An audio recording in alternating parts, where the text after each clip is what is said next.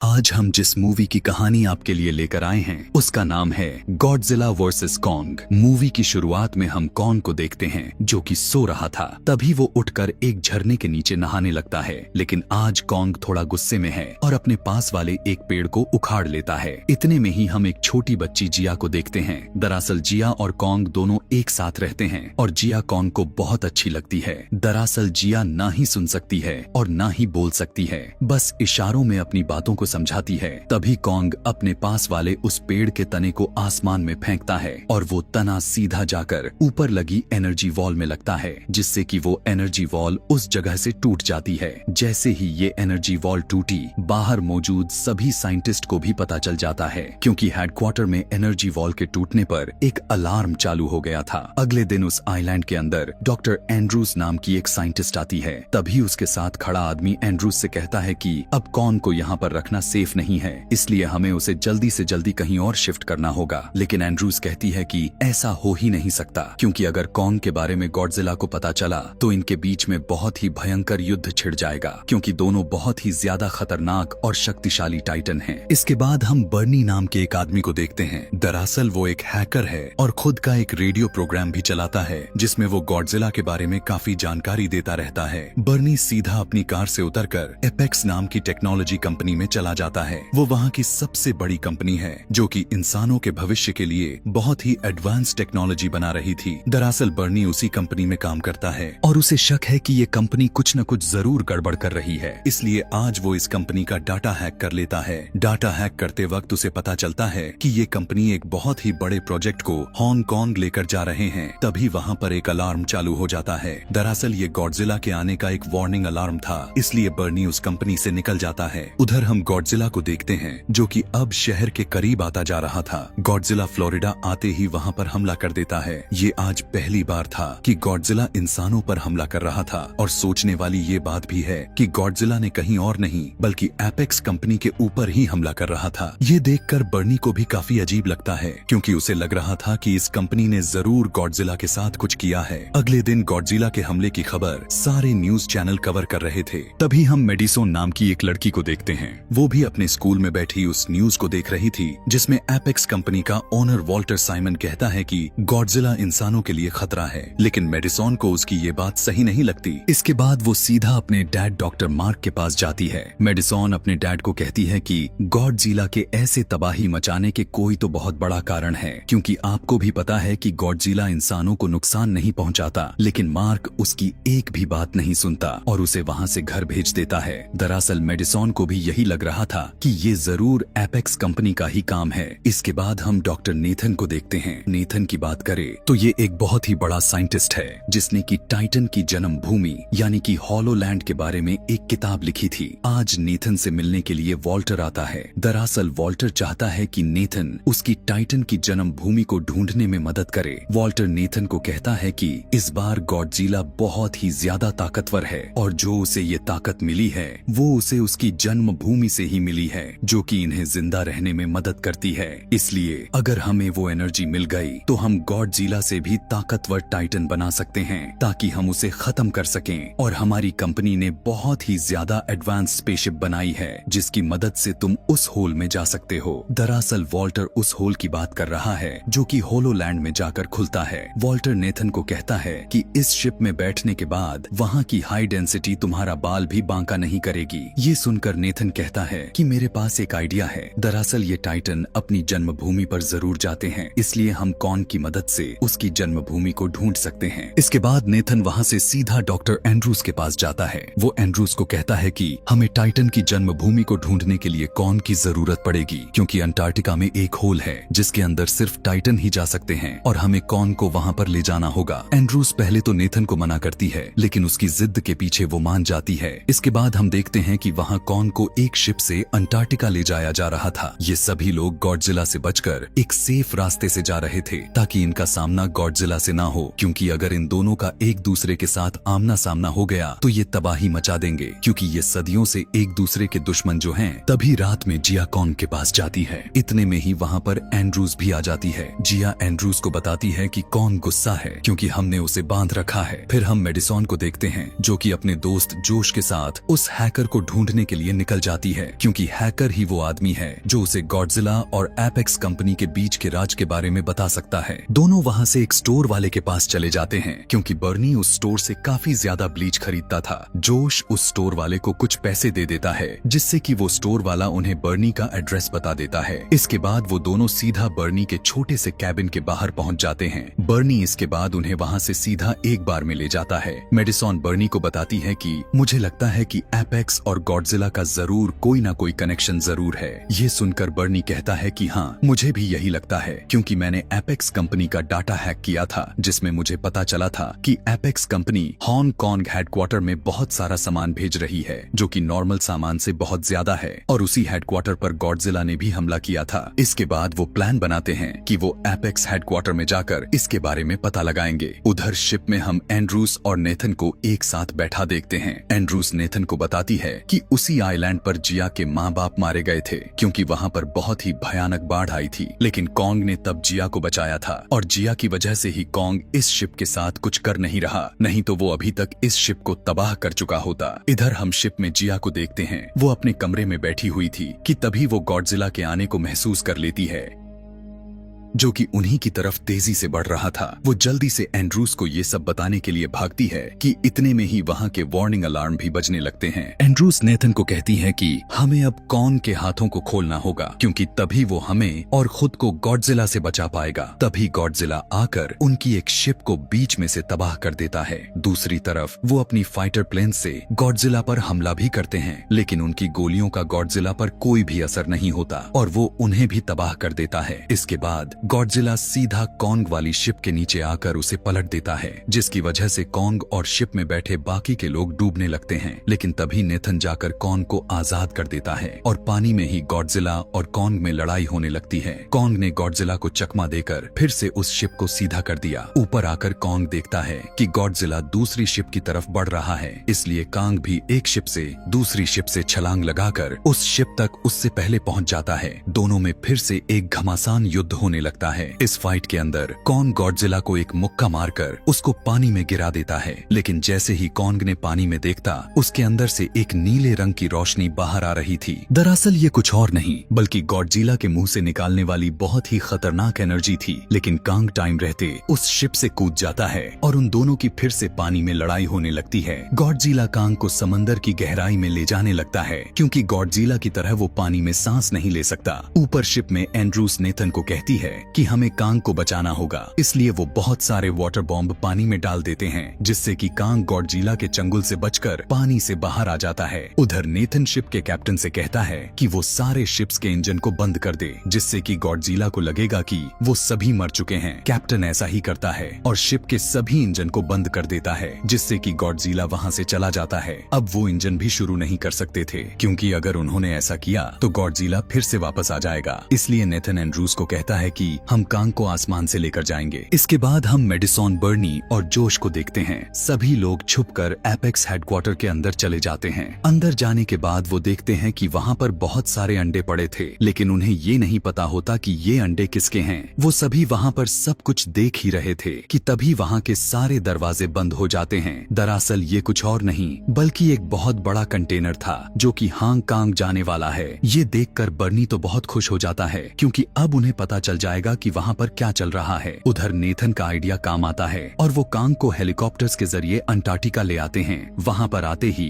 जिया Kong को उस whole की तरफ इशारा करके समझाती है कि तुम्हें वहाँ जाना है क्योंकि वहाँ तुम्हारा घर और परिवार है। ये देखकर कांग तेजी से उस होल की तरफ भागने लगता है। नेथन और उसकी टीम 3 स्पेसशिप को लेकर कांग का पीछा करते हैं, लेकिन जैसे ही वो इनवर्स ग्रेविटी में जाते हैं उनकी शिप बहुत ही ज्यादा तेजी से आगे बढ़ने लगती है।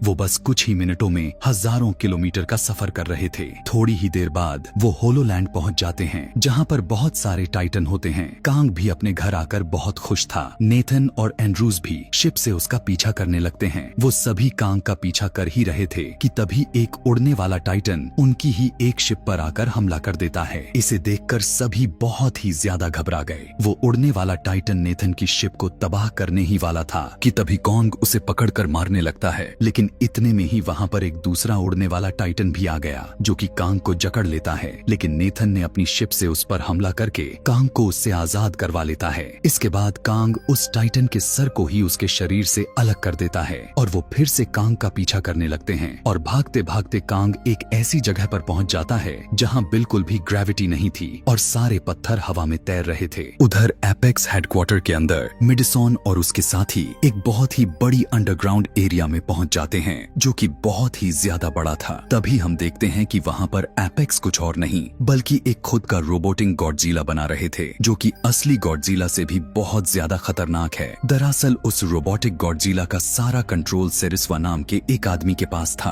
तभी वॉल्टर एक बहुत ही खतरनाक टाइटन को उस रोबोटिक गॉडजिला पर हमला करने के लिए छोड़ता है ताकि वो गॉडजिला की पावर चेक कर सके, लेकिन वो टाइटन मेडिसॉन और उसके साथियों का पीछा करने लगता है। वो मेडिसॉन को पकड़ने ही वाला था कि तभी वो रोबोटिक गॉडजिला उसे पकड़ लेता है और अपनी एनर्जी से उस टाइटन को बीच में से काट देता है जो कि देखने में बहुत ही ज्यादा घिनौना होता है। लेकिन मेडिसॉन और उसके साथी भागकर एक कैप्सूल में आ जाते हैं। अब मेडिसॉन को समझ में आ गया था कि असली गॉडजिला इस हेडक्वार्टर को खत्म करने के लिए क्यों आया था। इतने में ही रोबोटिक गॉडजिला भी ऑन ऑफ हो जाता है क्योंकि एपेक्स को उसे एक्टिवेट करने के लिए एनर्जी नहीं थी। लेकिन तभी इस रोबोटिक गॉडजिला के बारे में असली वाले गॉडजिला को भी पता चल जाता है और वो अपना रास्ता बदल लेता है, यानी कि अब वो फिर से हांग कांग आ रहा था। फिर से हम कांग को देखते हैं जो कि बहुत ही तेजी से अपने घर की तरफ भागता हुआ जा रहा था। वो एक बहुत ही बड़े दरवाजे तक पहुंच जाता है और दरवाजा खोलकर अंदर चला गया। अंदर जाने के बाद उसे एक हथियार मिलता है जो कि किसी और का नहीं बल्कि उसी का था। उसके साथ साथ नेथन और उसके बाकी के साथी भी अंदर आ जाते हैं और तभी कांग एक जगह पर जाकर राजा की तरह बैठ जाता है। दरअसल वहाँ पर ग्रेविटी और ऑक्सीजन दोनों थी,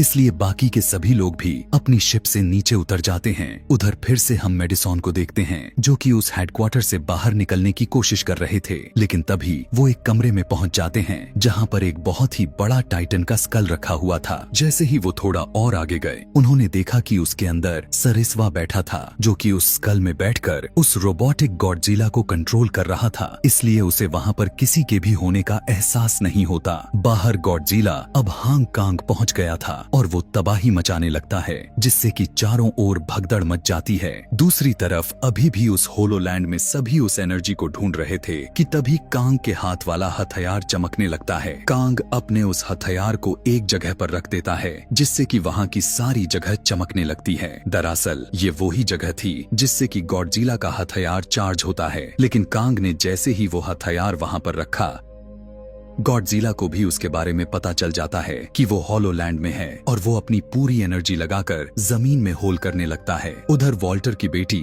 जो कि उनके साथ होलोलैंड में आई हुई थी वो अपने एक डिवाइस से वहाँ की एनर्जी का सैंपल लेने लगती है जिससे कि हांग कांग में मौजूद वो रोबोटिक गॉडजिला भी चार्ज हो रहा था। लेकिन एंड्रूस उसे ऐसा करने से मना करती है क्योंकि उन्हें अभी तक इस एनर्जी के बारे में ज्यादा कुछ पता नहीं होता। लेकिन तभी वॉल्टर के गार्ड्स उन पर बंदूक तान लेता है। ये देखकर कांग को गुस्सा आ जाता है, लेकिन इतने में ही वहाँ की जमीन हिलने लगती है। उधर उस एनर्जी की वजह से वो रोबोटिक गॉडजिला बिल्कुल चार्ज हो गया था, इसलिए वॉल्टर सेरिस्वा को उसे एक्टिवेट करने के लिए कहता है। लेकिन सेरिस्वा उसे कहता है कि इस एनर्जी के बारे में हमें कुछ भी पता नहीं है, इसलिए ये हमारे लिए एक खतरा भी बन सकती है। लेकिन वॉल्टर फिर भी उसे रोबोटिक गॉडजिला को एक्टिवेट करने के लिए कहता है। उधर होलोलैंड में सभी लोग गॉडजिला से बचने के लिए इधर उधर भाग रहे थे कि इतने में ही उस तरफ से गॉडजिला की एनर्जी निकलती है और वहाँ पर एक बहुत ही बड़ा होल हो जाता है। वॉल्टर की बेटी वहाँ से अपनी शिप में बैठकर जा ही रही थी कि इतने में ही गॉडजिला उसके शिप को पकड़कर तबाह कर देता है और फिर कांग अपना हथियार लेकर उस होल में कूद गया और उसके पीछे पीछे नेथन और एंड्रूज भी चले जाते हैं। ऊपर हम मेडिसॉन को देखते हैं, वो सभी कंट्रोल रूम तक पहुँच जाते हैं, लेकिन कंट्रोल रूम में आते ही वो गार्ड के हाथों पकड़े गए। अब कांग भी उस होल से हांग कांग में पहुँच गया था और गॉडजिला और कांग फिर से आमने सामने होते हैं और दोनों फिर से एक दूसरे के साथ भिड़ जाते हैं। जैसे ही कांग ने अपने हथियार के साथ गॉडजिला पर हमला किया, गॉडजिला उस हमले से बच जाता है और कांग का हथियार एक बिल्डिंग में अटक जाता है। इस मौके का फायदा उठाकर गॉडजिला कांग पर भारी पड़ने लगा, लेकिन कांग खुद को संभालकर गॉडजिला को बहुत ही जोर से मुक्का मारता है जिससे कि गॉडजिला नीचे गिर जाता है। तभी गॉडजिला फिर से अपनी एनर्जी से कांग को मारने की कोशिश करता है, लेकिन कांग अपने हथियार को अपने सामने कर लेता है, लेकिन वो एनर्जी एनर्जी बहुत ज्यादा थी, इसलिए कांग उस एनर्जी की वजह से नीचे गिर जाता है। गॉडजिला कांग को पकड़कर उसे अपनी एनर्जी से मारने ही वाला था कि तभी कांग ने अपने हथियार से गॉडजिला पर हमला कर दिया, जिससे कि गॉडजिला जख्मी हो जाता है। अब गुस्से में आकर गॉडजिला कांग पर हमला करने लगता है, लेकिन कांग अपने हथियार से उसकी एनर्जी से बचते हुए गॉडजिला पर हमला करता है और दोनों ही गिर जाते हैं। इसी के साथ कांग के हथियार की भी एनर्जी खत्म हो जाती है। उधर अंदर गार्ड मेडिसॉन और उसके साथियों को वॉल्टर के पास ले आता है। उसकी बातों से मेडिसॉन समझ जाती है कि गॉडजिला उसी की वजह से वापस हांग कांग में आया है, क्योंकि वॉल्टर खुद का एक गॉडजिला बना रहा था जो कि उस असली वाले गॉडजिला से भी ताकतवर है। लेकिन वॉल्टर तो अभी भी यही कह रहा था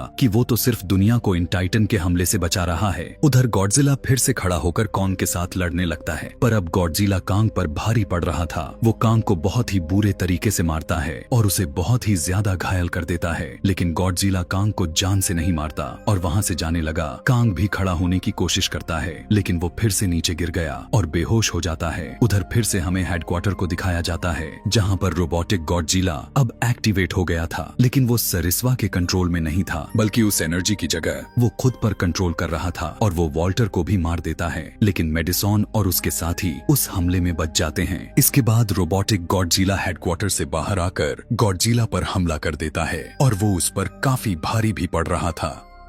अंदर बर्नी और बाकी के उसके साथी प्लान बनाते हैं कि वो खुद ही इस रोबोटिक गॉडजिला को डीएक्टिवेट करेंगे। फिर हम नेथन और एंड्रूज को देखते हैं जो कि जिया को कांग के पास लेकर आए थे। नेथन और एंड्रूज देखते हैं कि रोबोटिक गॉडजिला असली वाले गॉडजिला को बहुत ही बुरे तरीके से मार रहा था। जिया जैसे ही कांग की धड़कनों को महसूस करती है, वो रोने लगती है। जिया इशारों से एंड्रूज को बताती है कि कांग की दिल की धड़कनें कम होती जा रही है, इसलिए एंड्रूज और नेथन प्लान बनाते हैं कि वो कांग को अपनी स्पेसशिप की मदद से बिजली का झटका देंगे। नेथन जल्दी से अपने स्पेसशिप को कांग के ऊपर ले जाता है और उस शिप को एक्टिवेट करके खुद वहाँ से बाहर भाग आता है और थोड़ी ही देर बाद वहाँ पर बहुत ही जोर से ब्लास्ट होता है, जिससे कि कांग फिर से जाग जाता है। इसके बाद जिया कांग को इशारों से समझाती है कि गॉडजिला दुश्मन नहीं है, बल्कि दुश्मन तो वो रोबोटिक गॉडजिला है। उधर हेडक्वार्टर में अभी भी मेडिसॉन और उसके साथी उस रोबोटिक गॉडजिला को बंद करने में लगे हुए थे। बाहर वो रोबोटिक गॉडजिला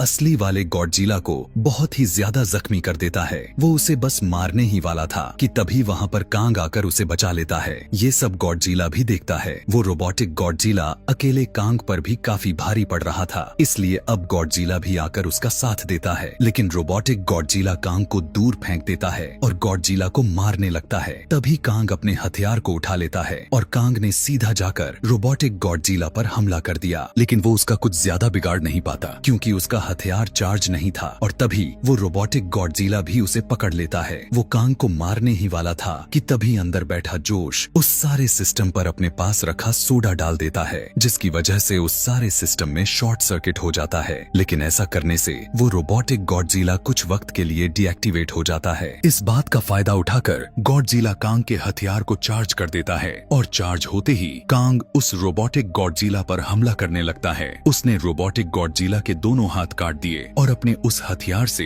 आखिरी एक हमला करता है, जिससे कि वो रोबोटिक गॉडजिला नीचे गिर जाता है और तभी कांग अपनी पूरी ताकत लगाकर उसके सर को उसके शरीर से अलग कर देता है और वो रोबोटिक गॉडजिला वहीं पर पूरे तरीके से डीएक्टिवेट हो जाता है। इसके बाद हम नेथन को देखते हैं जो कि बिल्कुल ठीक था। उधर मार्क अपनी बेटी को ढूंढते ढूंढते हांग कांग आ गया था और मेडिसॉन को ढूंढ रहा था। तभी उसे मेडिसॉन दिख जाती है और वो उसे सही सलामत देखकर बहुत ही ज्यादा खुश था। मेडिसॉन अपने डैड को बर्नी और जोश से मिलवाती है। वो बताती है कि बर्नी ने ही हमारी जान बचाई है। तभी गॉडजिला बहुत ही जोर से दहाड़ लगाता है, जिससे कि कांग को लगता है कि वो फिर से उससे लड़ना चाहता है, लेकिन गॉडजिला बिना कांग से लड़े वहाँ से चला जाता है। ये देखकर सभी बहुत ही ज्यादा खुश होते हैं। इसके बाद हम देखते हैं कि कांग अब अपने घर होलोलैंड में है और अपने घर आकर वो भी काफी खुश है। साथ ही वहाँ पर नेथन और जिया भी होते हैं। इसी के साथ ये मूवी यहीं पर खत्म हो जाती है। ऐसे ही और मूवी एक्सप्लेनेशन वीडियोस देखने के लिए कमेंट में नेक्स्ट लिखना ना भूलें। Thanks for watching.